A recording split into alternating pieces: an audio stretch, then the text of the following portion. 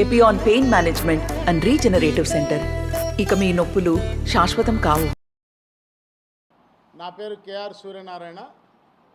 నేను ఆంధ్రప్రదేశ్ ప్రభుత్వ ఉద్యోగుల సంఘ అధ్యక్షుడిగా మా సంఘం నేతృత్వంలో 30 ఉద్యోగ ఉపాధ్యాయ సంఘాలు ఈ రాష్ట్రంలో దిగజారిపోయినటువంటి ఉద్యోగ వ్యవస్థని, సంఘాల వ్యవస్థని బలోపేతం చేసుకుని తిరిగి ఈ రాష్ట్రంలో ఉద్యోగులు ఆత్మగౌరవంతో ఈ సంఘాలు పూర్వవైభవాన్ని సంతరించుకుని తమ అస్తిత్వాన్ని కాపాడుకోవాలని ఒక ఐక్యవేదికగా ఏర్పడి ఆ మేరకు అసలు ఒక 2 దశాబ్దాలుగా ఈ రాష్ట్రంలో ఉద్యోగ సంఘాల వ్యవస్థ ఎందుకు తన ఉనికిని కోల్పోతూ రోజు రోజుకు పతనం అవుతూ ఉందని విశ్లేషించుకుంటే ప్రధానంగా 3 కారణాలని మా ఐక్యవేదిక అభిప్రాయపడటం. అందులో మొదటిది అసలు ఈ సంఘాల్లో సభ్యుల యొక్క పాత్ర, వారి అలసత్వం. అలాగే నాయకులు, సంఘాల్లో అంతర్గత ప్రజాస్వామ్యం లేకుండా నాయకులు వ్యవహార శైలి ఐక్య ఉద్యమాలకి విఘాతం కలిగించేలాగా ఉండటం. 3 ప్రభుత్వాలు అనుసరిస్తున్నటువంటి విధానాలు, చీలికలు పీలికలుగా అయిపోయిన ఈ ఉద్యోగ సంఘాల వ్యవస్థతో 4 స్తంభాల ఆట మ్యూజికల్ చైర్స్ లాగా ఆడుతూ ప్రభుత్వాలు ఉద్యోగ ఉపాధ్యాయుల యొక్క న్యాయపరమైనటువంటి హక్కుల్ని, హక్కుగా సంక్రమించిన ఆర్థిక ప్రయోజనాలని కూడా సకాలంలో చెల్లించక ఆఖరికి ఏ నెల జీతం ఆ నెల ఎప్పుడు వస్తుందో తెలియనటువంటి ఒక అయోమయ పరిస్థితికి నెట్టివేయబడినటువంటి నేపథ్యంలో ఇప్పటికే వేలాది కోట్ల రూపాయలు పేరుకుపోయినటువంటి ఉద్యోగుల యొక్క బకాయిలు, ఈ బకాయిల చెల్లింపుకి ఏ రకంగా జరుగుతుంది అనేటువంటి ఒక అయోమయం, అభద్రత, మధ్యతరగతికి ప్రతీకగా నిలిచేటువంటి ప్రతి ఉద్యోగి కుటుంబంలోనూ ఈ ఆందోళన నెలకొని ఉన్న పరిస్థితులు ఉన్నాయి. ఎందువల్లంటే ఈ దేశంలో 101వ రాజ్యాంగ సవరణ తీసుకొచ్చి తద్వారా 1 నేషన్ 1 ట్యాక్స్ పేరు మీద జీఎస్టీని అమలు చేస్తున్నటువంటి పరిస్థితుల్లో ఏ రాష్ట్రమైనా తన సొంత ఆదాయాన్ని పెంచుకోవాలంటే పన్ను రేటు పెంచడం కానీ, పన్ను పరిధి పెంచడం కానీ అనేటువంటి 2 ప్రధాన మార్గాల్ని అది దేశవ్యాప్తంగా జరగాల్సిందే తప్ప ఒక రాష్ట్రం తన స్వతంత్రంగా నిర్ణయం తీసుకోలేనటువంటి పరిస్థితుల్లో ఏ నెలకు ఆ నెల మాకు రన్నింగ్ అకౌంట్లో రావాల్సినటువంటి జీతాలు, పెన్షన్లు సగటున 5,500 నుంచి 6,500 కోట్లు ఖర్చు అవుతున్నప్పుడు ఈ పేరుకున్న బకాయిలు మరలా ఇప్పటికే మాకు గత సంవత్సరం నుంచి పెండింగ్ ఉన్నటువంటి 12వ వేతన సవరణ, ఈ రాబోయే రోజుల్లో ఈ ఆర్థిక ప్రయోజనాలు ఏ రకంగా చెల్లింపు జరపబడతాయి, ప్రభుత్వానికి ఆ మేరకు ఆదాయం ఒక ఆర్థిక సంవత్సరంలో వస్తుందా, అదనంగా అలా వచ్చే అవకాశం లేదు కదా, అలా పెంచుకునే అవకాశం లేనప్పుడు ఈ చెల్లింపులు ఎప్పటికి జరుగుతాయి అనేటువంటి ఒక అభద్రతా భావం ఈనాడు ఈ రాష్ట్రంలో ప్రతి ఒక్క ఉద్యోగ ఉపాధ్యాయ పెన్షనరు, వారి కుటుంబ సభ్యుల్లో ఆ తీవ్రమైన ఆందోళన ఉన్నది.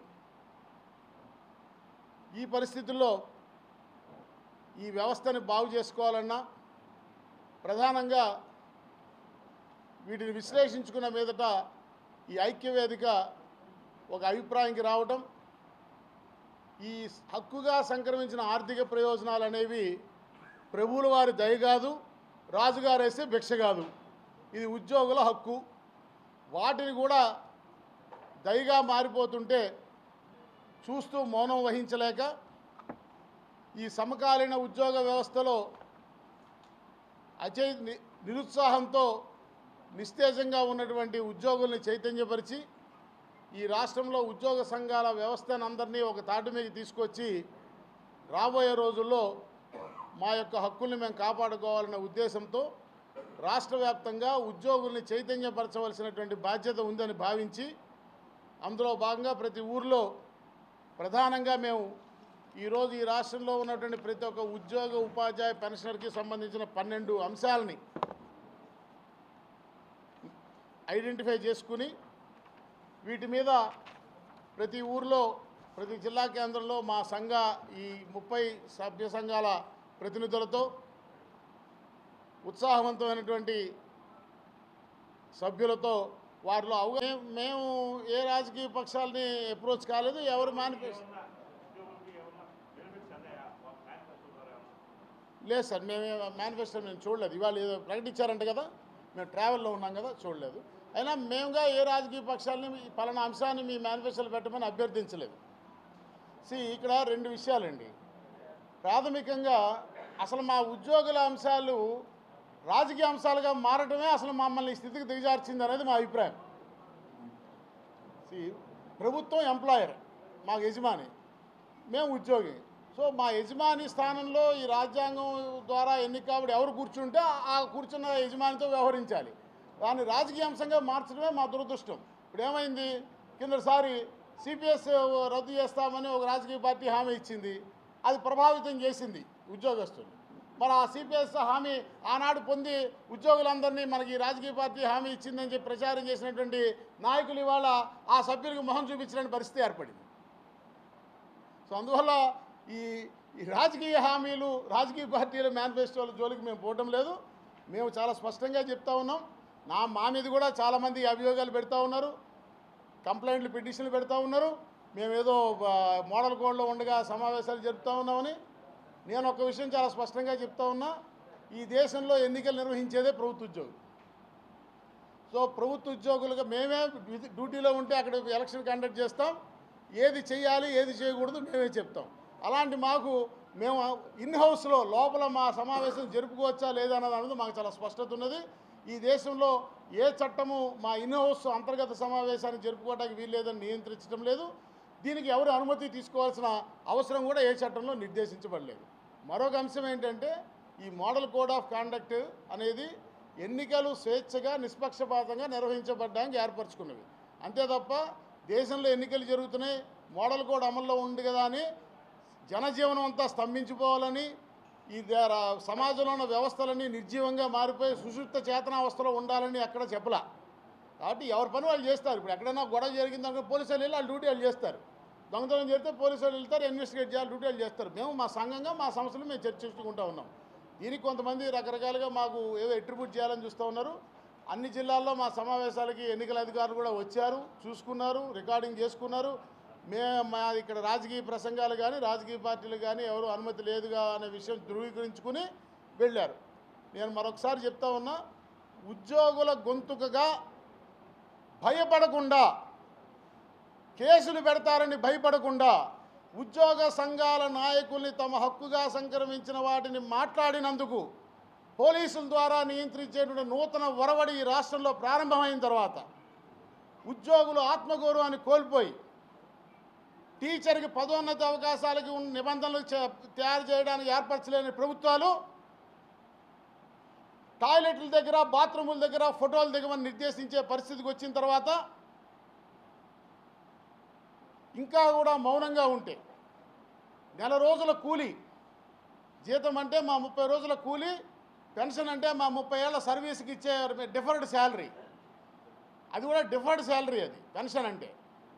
అవి కూడా ప్రభువుల వారి దయ, రాజుగారి భిక్ష, ఇస్తున్నాము కదా ఇస్తాంలే అనేటువంటి ధోరణులు కనుక ప్రబలిపోతే రాబోయే రోజుల్లో ఈ సమాజంలో మధ్యతరగతి ఎవడో ఒక ఉద్యోగస్తుడు ఏదో ఆస్తులు కలిగి ఉంటే ఉండొచ్చేమో కానీ రాష్ట్రం మొత్తం మీద 99.9% ప్రభుత్వ ఉద్యోగులు, టీచర్లు ఈ సమాజంలో మధ్యతరగతి, దిగువ మధ్యతరగతి కుటుంబాల నుంచి వచ్చిన వారనేటువంటి యథార్థాన్ని ప్రభుత్వాలు, సమాజం గుర్తించాలని మీడియా వారి ద్వారా ఈ విషయాన్ని ప్రస్ఫుటంగా తెలియపరచాలని మీ అందరినీ అభ్యర్థిస్తూ ఉన్నా.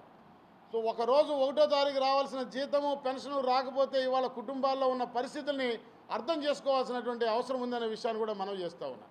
ఇంకా మౌనంగా ఉండాలి, మాట్లాడొద్దు అంటే మమ్మల్ని మేము ఏదో ఎన్నికల కోడ్లో మాట్లాడుతున్నామని కొంతమంది మాట్లాడుతూ ఉన్నారు, నా మీద కాగితాలు పెడతా ఉన్నారు. ఇచ్చుకుంటా తప్పట్లు నేను అధ్యక్షుడిని అయిపోయా, తెల్లబట్టలు వేసుకున్నా, ఒక ఇన్నోవా కారులో 4 బొకేలు శాలువాలు పట్టుకుని సెక్రటరీకి బయలుదేరుతా. ఎవడు కనబడితే వాడికి గుమ్మం దగ్గర, టాయిలెట్ దగ్గర, క్యారిడార్ దగ్గర, కారు ఎక్కే దగ్గర, కారు దిగే దగ్గర శాలువా కప్పాను, బొకే ఇచ్చాను, ఫోటో దిగిన వాట్సాప్లో పెట్టాను. ఈ ఉద్యోగస్తుడు అందులో థమ్స్అప్ పెడతాడు. ఇవాళకి ఈ పని అయిపోయింది నీడు అనుకుంటున్నాడు, ఇవాళకి నా పని నేను చేశాను వాడు అనుకుంటా ఉన్నాడు. So this is the fundamental reason ఈనాటి ఈ రాష్ట్ర ఉద్యోగ ఉపాధ్యాయుల దీన స్థితికి ప్రధాన కారణం మేమే, మా వ్యవహార శైలే, మా మానసిక వైకల్యమే. అందులోంచి మా వాళ్ళని బయటికి తీసుకొచ్చి చైతన్యపరిచి హక్కుని అడుక్కోవద్దు, హక్కుని సాధించుకుందామనే దిశగా ఈ రాష్ట్ర ఉద్యోగ వ్యవస్థను నడిపించడమే మా సంకల్పం, ఈ ఐక్యవేదిక యొక్క సంకల్పం. ఇవాళ మరొక విషయాన్ని కూడా ఈ తిరుపతిలో నేను వివరణిస్తా ఉన్నా. అందుకోసమే హక్కును సాధించుకోవడం అనే మోటివ్తో ప్రారంభమైనాం కాబట్టి ఎన్నికల కోడ్ ఉన్నా కూడా సమావేశం జరుపుకోవడం మా హక్కుని మేము భావించి అభ్యంతరాలు పెట్టినా, పోలీసులు ఇబ్బంది పెట్టినా, ఇంకోటి చేసినా మేము సమావేశాలు జరిపి మా హక్కును మేము రాజ్యాంగబద్ధంగా ఇది మా హక్కు మేము చేసుకుంటామని డిమాన్స్ట్రేట్ చేసి చూపిస్తూ ఉన్నాం మా ఉద్యోగులు అని. పోలీసులే కాదండి, అటెండర్ నుంచి చీఫ్ సెక్రటరీగా ఉద్యోగి అందరూ ఒకటే, పబ్లిక్ సర్వీస్ ఇందాక చెప్పు కదా, అందరి మనసులు మాతోనే ఉన్నాయి. వాళ్ళు వేసుకున్న చొక్కాల వల్ల కొన్ని ఇబ్బందులు రావచ్చు. Thank you sir. కొంచెం ఇంత నేను అరిచినందుకు ఒక 2 నిమిషాలను చూపిండి అన్న. Thank you. మరిన్ని వీడియోస్ కోసం ఛానల్ ని సబ్స్క్రైబ్ చేయండి, లేటెస్ట్ అప్డేట్స్ కోసం వాట్సాప్ ఛానల్ ని ఫాలో చేయండి, అండ్ లింక్ డిస్క్రిప్షన్ లో ఉంది.